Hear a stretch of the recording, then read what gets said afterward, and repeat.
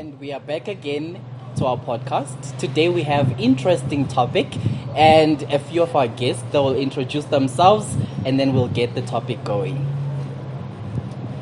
Thank you very much. My name is Tigen Petochikube, and I'm doing BIT, and I'm a programmer, back-end programmer for this ACE Tech project, and I'll just be handing over to Letavo.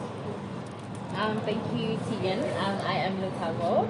I have been the project manager for the team. We are, as she said, ACE Tech number 3. I have been also the front-end developer. I'll be handing over to Vanessa. Hi, I am Vanessa, and also doing BIT, also part of the ACE Tech. I started off as front end and made some move to business analysis. So yeah. Thank you, fantastic. So, for those who don't know who's speaking, I am Gerald and this is my podcast. So, today we're speaking about water, all day water. Water is a basic necessity. So, now just gonna ask one of our guests here how they feel about what the student residences that are on campus were feeling during their strike. Anyone want to say? Oh, yeah, sure, absolutely. Okay, so it's an interesting topic. The problems that they have been experiencing here at the campus, they haven't had water in over 2 weeks. We saw them, they were striking, they closed off the buses. We don't like it when things like that happen very often, especially around in our surroundings. So yeah, it is an interesting topic, hey? We hope to try and tackle that. Awesome. So last night I read an article and it was really stressing. It said that Gauteng will be experiencing stage 2 water shedding. I mean, who would do that? Come on. It's absolutely bizarre. I mean, living in South Africa, people pay for water. It's not something we just open a tap and it comes out. So I really feel like it's a big problem. But mostly water shortage has been one of the highlights of this issue. So now we've heard a little bit about a mini solution with our guests here in the backstage. So now they'll just give us an insight. What is your solution? What are you bringing to the table? Anyone? Actually, thank you very much for that question. So, as BIT students, we actually thought of it that water scarcity has been growing over and over again, and we thought of just creating a very artificial solution that's gonna monitor water while it's flowing. So, with that all, our solution is using tech, and there's a lot to talk about with the solution that we developed. And just to add, if anyone would like to add, I'll just hand over the mic to Litabo here. Okay, thank you for that. So just to add on, so our solution, we're gonna be using water pressure sensors and IoT. The reason for this, we wanna measure how the water flows throughout the system in order to be able to determine exactly where and how are we using the water. For instance, in the chance that we have a leak, obviously the pressure is gonna differ. It's gonna be different from when we do not have a leak. So that's how we determine our leakages and so forth. So this is obviously it's gonna pop up on our dashboard, which is gonna be on our software system, which is a web app. So it's just gonna quickly alert the residential owners on what exactly is happening with their system. I'm not sure if you would like to add on. Okay, I'm not adding on, but okay, it's adding on. Let me say add on.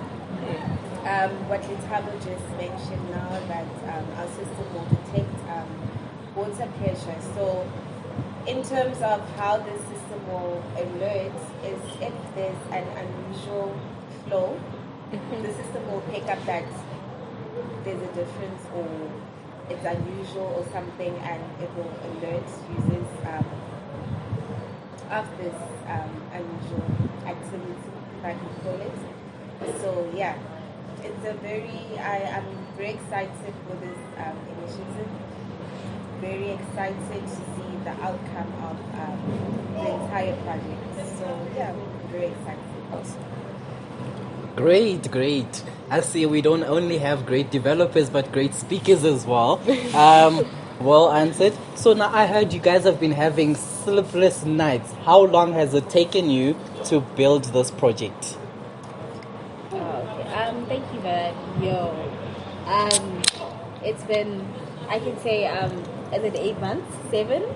I'm not sure. We started 9, I think. Yeah. You lie. Oh my God, we started in early Feb. We had to come up with the idea. I think the one thing that almost crushed us when we started is that we had different ideas and we went to pitch the ideas and we were told they're not complex enough, they're not up to the standards, in terms of the 4IR, and we had to go back to the drawing board and come up with something. And we're very lucky that we came up with something so amazing and so, out there. And this is the time, hey, it's the time for this. Yeah. Awesome. So now let's just get a little bit deep into it.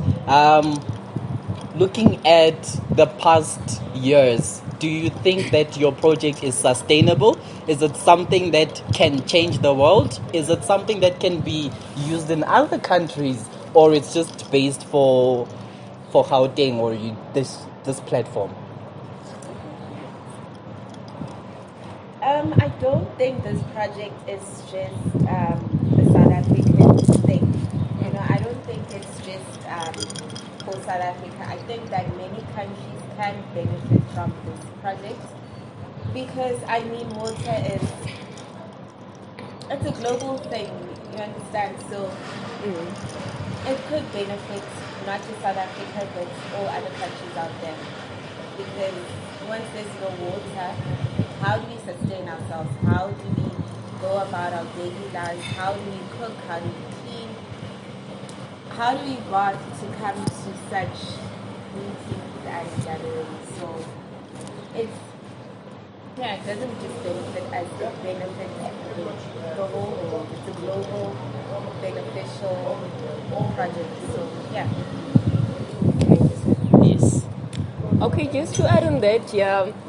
Honestly speaking, I think our project it's gonna be a worldwide thing, and it's something that will grow over time because the world is rejuvenating to technology, and it's something that people would like to use. Every single day, people are moving to technology. People are moving to using technology just to monitor their gardens, just to monitor how the security is around home. So our project it's a tangible thing, hey? It's a tangible thing. Fantastic. So now we're just gonna ask, what is the outline of your project? What is your project objective? A lot of people might ask themselves. A lot of our viewers, especially those who are online, might ask themselves, what is the project objective of this water solution? Who would like to answer that? Okay. Thank you. So obviously the major objective is to save water. What we're trying to do is save water. As Vanessa mentioned just a few minutes ago, that you need water to do absolutely anything. Whether it's to shower, to cook, we need water. How we are achieving this is by, as I mentioned, that we are detecting leakages. So I think we've had off stats that say we lose so much water with damaged infrastructure, taps that can't close properly, that's the goal. So we're gonna save water when we detect these things and we manage to get them fixed as quickly as possible. Actually, just to add on that, we've made a research, and we realized that a lot of people, they are paying water which they didn't use just because of leakages around. So our idea is going to be also solving that, so that people at least they pay for water which they used. Oh, awesome. So how does your system work? How does it know that I have a leak, and how does it know that there is water shortage? in the area. I mean, this is something big. Speaking from experience, this morning it was very difficult getting water out of my tap because stage 2 hit me in my area. So what I had to do was get onto Twitter and start searching, understand what's going on in my area. It was a lot of work, and I was late for work.